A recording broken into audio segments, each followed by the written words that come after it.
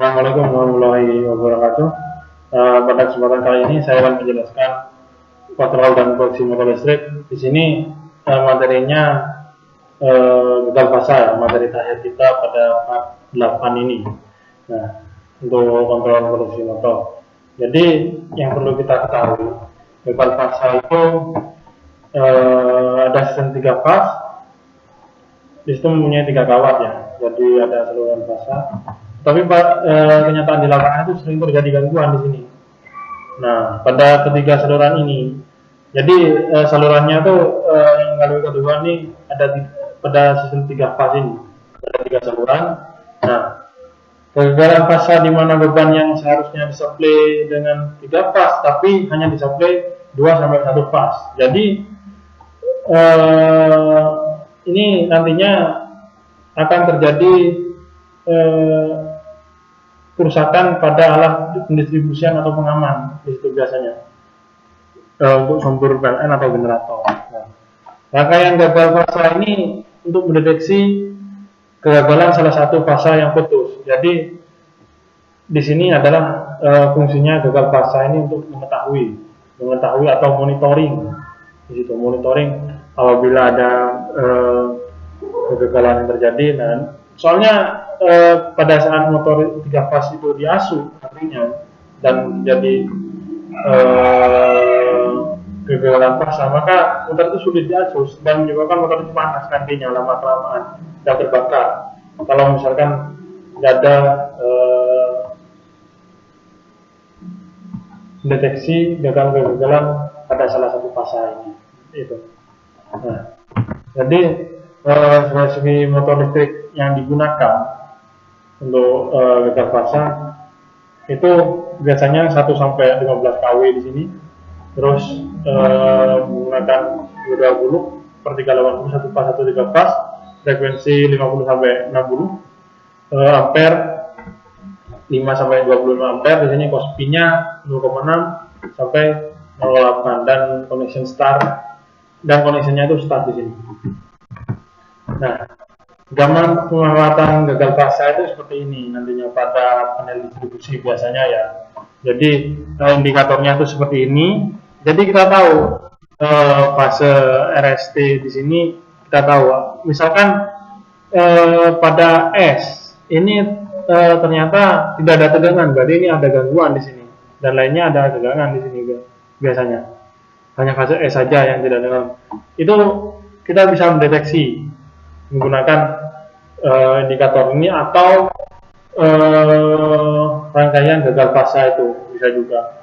Nah, di sini seperti ini juga bisa juga. Jadi bisa deteksi juga. Ada juga rangkaian fasa ke fasa. Jadi 3 fas di sini bisa juga. TN atau RN di situ untuk netral atau TT, RS, ST gitu. Bisa juga di situ. Jadi untuk rangkaiannya seperti ini nantinya di dalam panel distribusi di situ. Kita lanjut di sini bahan dan perencanaan untuk gagal fasa ya yang perlu kita ketahui di sini ya. Jadi ada beberapa komponen untuk merancang sistem gagal fasa. Ada kontrol dan produksi motor, ada MCB, 3 fas dan 1 fas, ada kontaktor, akselerasi kontak, terminal overload atau OL, push button NC atau NO di sini, terus indikator lamp, terminal block, mounting rail, kabel skun, kabel spiral, kabel glad, kabel NY 5 sampai 5. Di sini 5 kali 25, jadi isi 5 di sini. Isi 5 dengan tebal 2,5 mm. Di sini satu NIAF 1,5 mm di sini, terus kabel baut dan mur, box panel dan motor listrik start delta 1 buah 5 kali di situ. Biasanya untuk alat perencananya seperti ini. Kalau misalkan nantinya nggak menggunakan, berarti ini hanya tambahan untuk percobaan. Kalau misalkan nggak menggunakan motor listrik nggak apa-apa nantinya. Untuk nggak harus 5 kW kok, jadi lebih nggak apa-apa di situ. Nah, kita lanjut ke gambar rangkaian proteksi dan kontrol di sini bagaimana. Nah, di sini untuk rangkaiannya itu sama, untuk rangkaian proteksinya sama di sini, sama seperti DOL, penthouse system, conveyor sama. Cuman di sini ada penambahan ya. Di sini fasanya itu per fasanya itu diberi MCB di sini, MCB satu pas, terus diberi relay di sini. Nah, relay sendiri, relay satu fasa di situ dipakai. Nah, nantinya pada saat misalkan ini pada saat di start ya, R4 ini yang ini, R4 ini R4. Nah, R4 ini pada di start ini dihidupkan semua dalam kondisi hidup semua. Nantinya ini akan mengunci. Untuk K1 akan mengunci, di sini akan mengunci juga, K2 akan mengunci di sini dan akan menghidupkan di sini berdasarkan mengunci ini akan terbuka. K1 akan terbuka dan tidak akan menghidupkan buzzer di sini. Nah, gimana Mas kalau misalkan jadi indikatornya ada di sini? Karena di sini NO semua. Dalam kondisi NO semua. Pada saat R4 ini hidup nantinya jadi ini harus hidup semua. Nah, gimana Mas kalau misalkan contoh ada gangguan? Berarti di sini kita tekan off. Maka di sini akan terlepas. R4 akan terbuka di sini akan melepas R4-nya. Nah, S1 pada saat ditekan, di sini kan otomatis mengunci juga. Ini karena ini K1. Mengunci K1, K2 mengunci di sini akan menghidupkan ini buzzer begitu. Dan akan menyalakan bahwa yang terjadi masalah itu di R1, R2 atau R3 atau kita sebut sudah di R1, di R, RST, di R atau di S atau di T, L1 atau L2 atau L3 yang terjadi permasalahan di sini. Kita bisa mengetahui dari tombol dari indikator lampu di sini yang terjadi permasalahan. Jadi fungsi relay ini untuk notifikasi saja untuk mengetahui kondisi gagal fasa yang ada pada fasanya. Biar tidak bingung, kita simulasikan saja di screen bagaimana sistemnya ya untuk tes gagal fasa ini.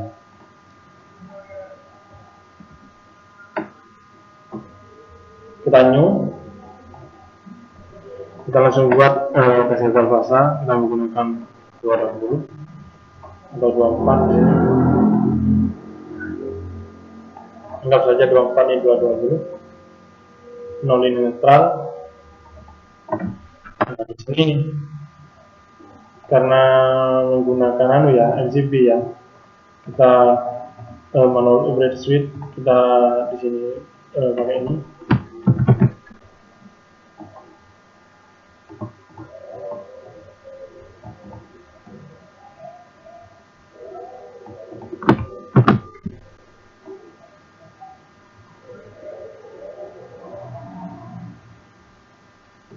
Nah, kita rubah indikatornya.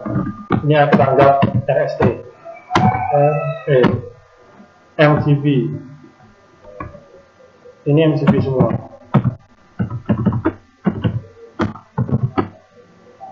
MCB. Kita buat perwakilan saja ini MCB dulu. Nah, terus langsung kita membuat relay.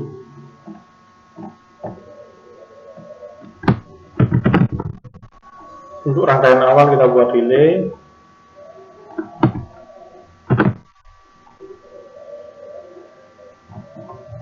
Ini kita buat R1, R2, R3.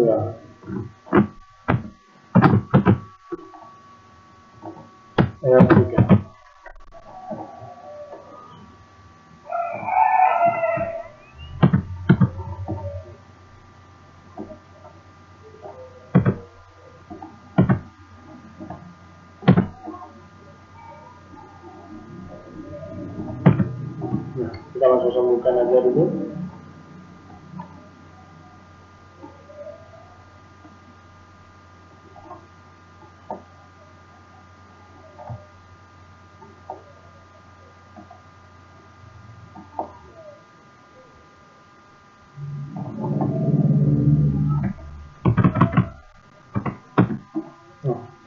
Di sini langsung kita membuat rangkaian kontrol. Kita buat MCB, terus thermal overload, terus kita buat push button stop dulu.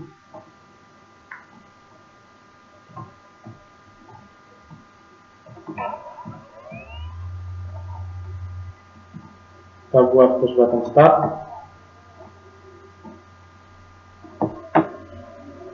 Kita sambungkan dulu. Kita dikasih ini MCB juga. Ini adalah top, on.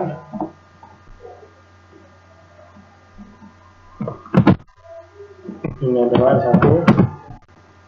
Ini S2.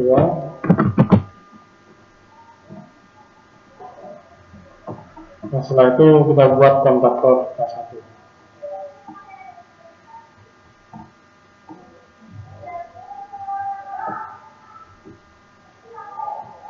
Nah, di sini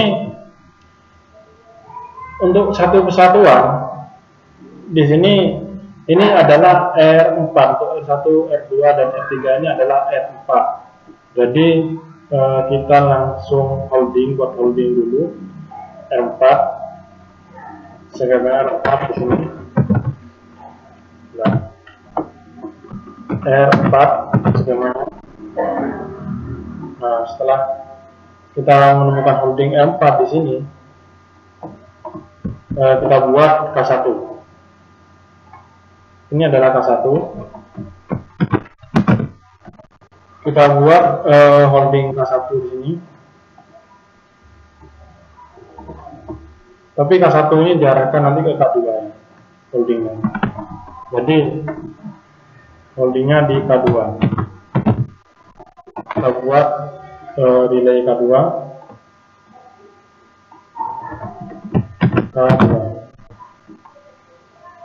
Khusus kontaktor K2.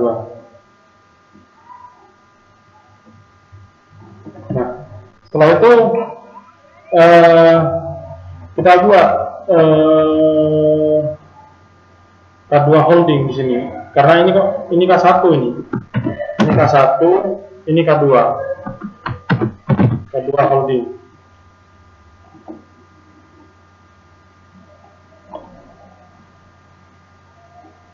Nah, kita buat NC dulu. NC K1. Loh, kenapa Mas kok kita menggunakan NC K1 di sini? Misalkan ada pertanyaan, kenapa kita menggunakan NC K1? K1 ini nantinya digunakan untuk buzzer soalnya. Nah, buzzer.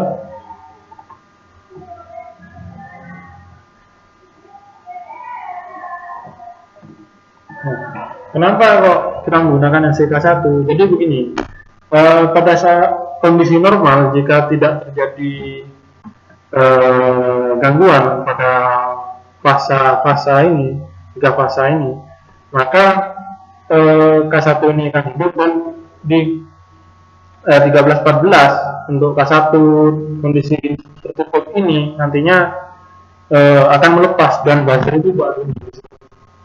Tapi kalau misalkan terjadi gangguan, maka K1 ini akan terbuka. Tidak akan terbuka karena K1 ini tidak teralih di arus, tidak menguji di sini. Nah, jadi langsung ke buzzer apabila terjadi masalah di situ. Kita coba langsung ke rangkaian R4-nya ya, untuk relay R4 di situ.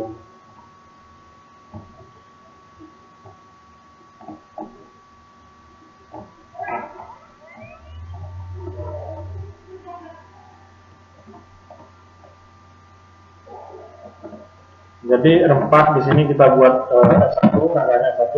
R1 ini kita anggap L1, fasa L1. Fasa R2, fasa L3, R3. Kita buat di sini relay lagi R4. Nah, ini adalah R4. Untuk penamaan terserah kalian aslinya. Kalian bisa menamai apa ini bisa, terserah. Tapi untuk saya sarankan sesuai dengan single diagram ya. Jangan namanya jangan dibuat-buat, biar dapat dipahami, itu biar dapat dipahami sama orang banyak, seperti itu. Nah, di sini kita buat R1, R2 sama R3 untuk indikator errornya.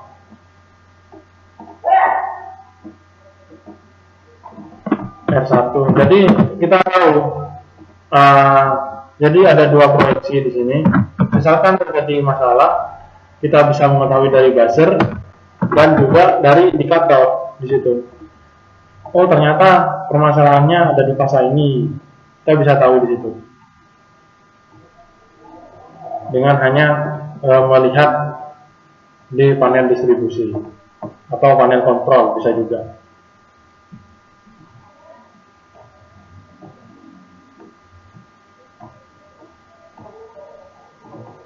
Kita rubah warnanya dulu, warna merah.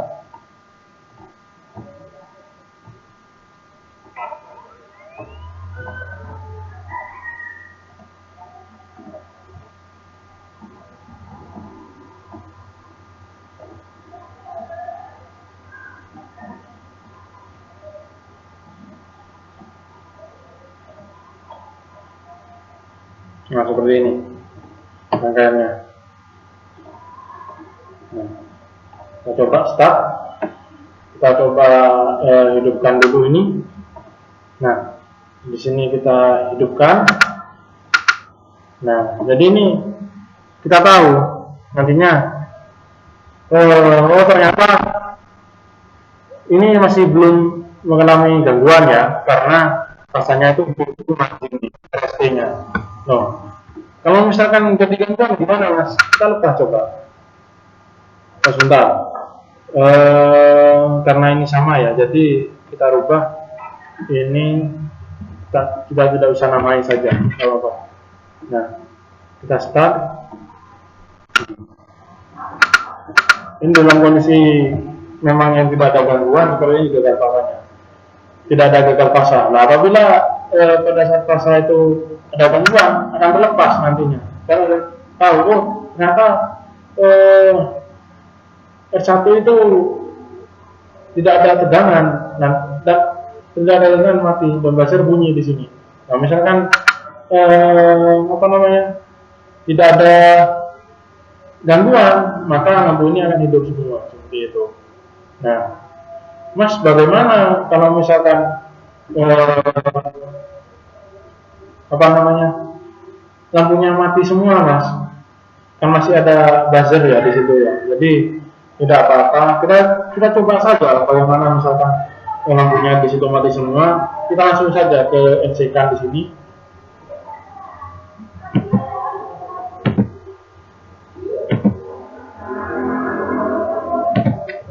Kita buat K2.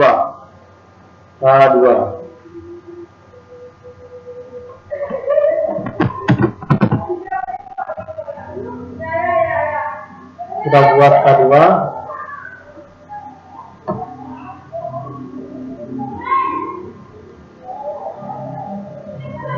Nah, di sini memang dalam kondisi meskipun ini, oh sebentar, K2-nya ini ternyata ada di bawah. Bentar. Di sini. Nah, kita coba. Nah, di sini memang pada saat kondisi ini, kalau misalkan pada saat kondisi ini tidak ada gangguan, nantinya ini hidup semua untuk fasanya. Dan apabila tidak ada, misalkan ada gangguan ya, nantinya akan mati salah satu. Nah, di situ.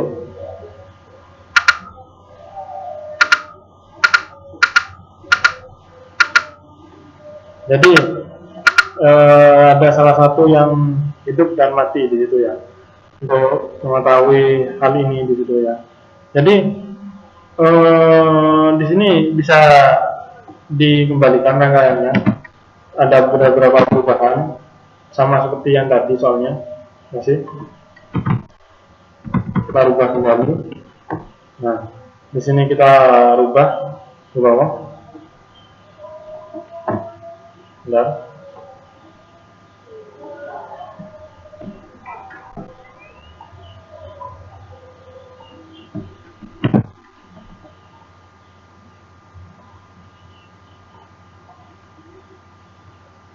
Nah, di sini coba.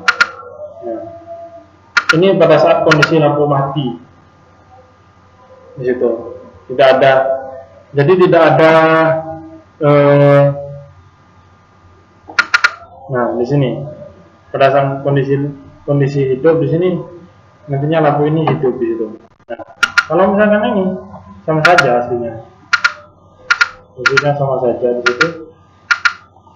Tetap ada apa namanya? Ada buzzer yang bisa membuka, misalkan ada buka fasa yang terjadi di situ.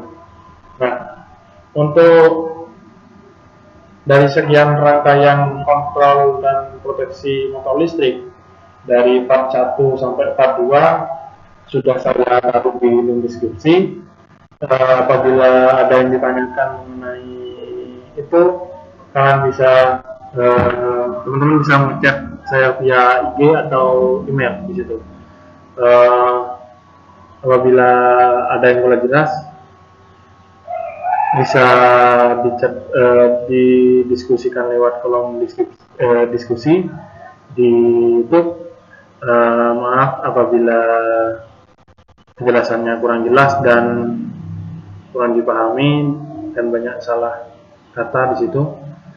Terima kasih. Wassalamualaikum warahmatullahi wabarakatuh.